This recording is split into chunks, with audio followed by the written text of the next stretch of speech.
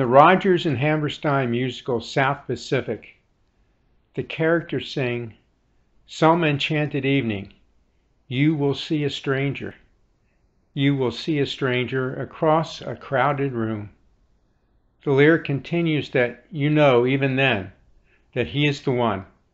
It concludes, "Once you have found him, never let him go." Such was the case for the disciples in today's gospel reading from Mark. Their lyrics could say, "One enchanted afternoon, the fishermen saw a stranger. They saw him from across the water, and he invited them to follow him. And somehow they knew, even then, once they had found him, they never would let him go." In our busy lives, we may be like the fishermen. When Jesus comes passing by, and when he calls to us, may we have the gift to know and to follow him. Scholars call the narrative, like in today's gospel, a call narrative, a vocation, a calling. And these are extremely important.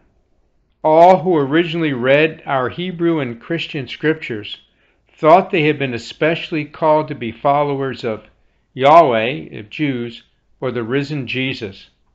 They were anxious to discover the implications of their call. To what actually were they being called? How should they respond? And what was expected of them? Today's gospel pericope answers some of those questions. Every man and woman in Mark's community was expected to put themselves in the place of Simon Peter, Andrew, James, and John.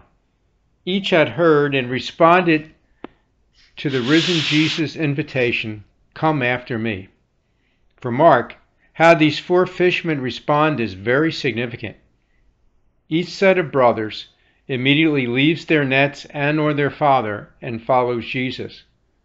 Once they hear his call, they don't hesitate. Their response is instant and total.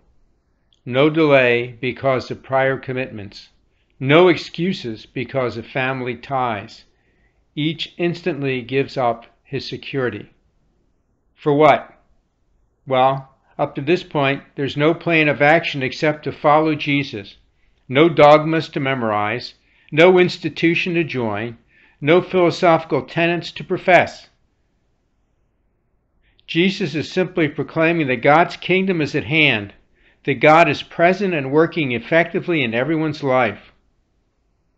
One need only repent to experience that presence, something Jesus promises the four he'll help them achieve. The outward sign that they've repented or totally changed their value system is when they put people instead of fish at the center of their lives.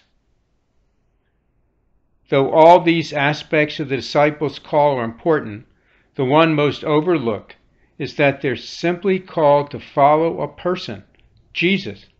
Not only do they have no idea where he's taking them, they're committing themselves to a lifetime of discovering who this person really is. As with the prophet Jonah, all their preconceived notions will eventually go out the window. He won't turn out to be the Messiah the vast majority of Jews were expecting. He's not going to throw the Romans out of Palestine, nor will he set up a Jewish state. In the end, these four fishermen will find out that they abandoned their nets and their families in order to fulfill the dreams of someone who at this point they hardly knew. As time went by, they uncovered more and more implications of the yes they gave to that almost random call. These disciples accepted Jesus' invitation to follow him.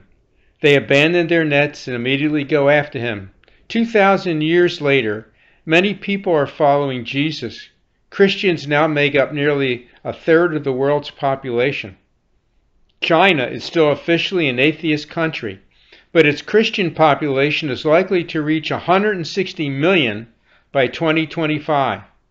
How can it be that faith has survived through the long years of communist rule? Yet, for every sheep in the Christian fold, 2 more are out there waiting for the Good Shepherd to find them. As disciples, we live a faithful life by extending the invitation of Jesus to those who have yet to hear him say, "Come, follow me."